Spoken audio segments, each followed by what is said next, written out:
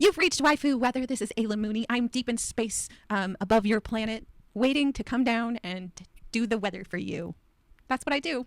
I just float out here. I'm actually huge. Who wants me to step on them? Because I'm huge. We've got significant life-threatening flash flood event to begin for Wednesday over the lower Ohio Valley and the Mid-South. Severe weather threat shifts from the central southern plains Tuesday into the Midwest and the lower Mississippi Valley. So I think that's this system that's over the Dakotas right now as it comes down and just bring terrible flash flooding, life-threatening flash flood warning from Tuesday to Wednesday. So if you're not currently getting peed on in the Midwest, just wait. It'll be so much fun. Unsettled weather does continue over the Pacific Northwest. That's all super fun. If you're not getting wet and you're on the Pacific side of the coastal region, be glad. That's super awesome for you. Mountains are seeing some snow in higher elevations still, and East Coast, you are getting peed on, especially up top. Miami, you're not safe. McMurdo Station is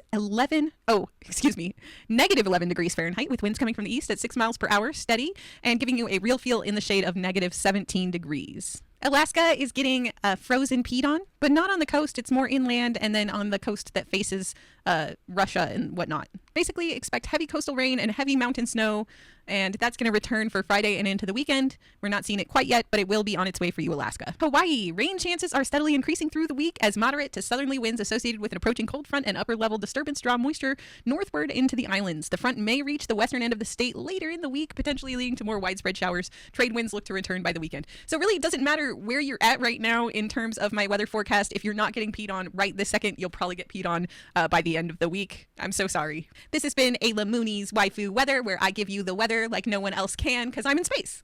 All right, see you guys later. Bye. Weather, come back. We can give it all to you for just a sunny day. What I wouldn't do. Weather, come back.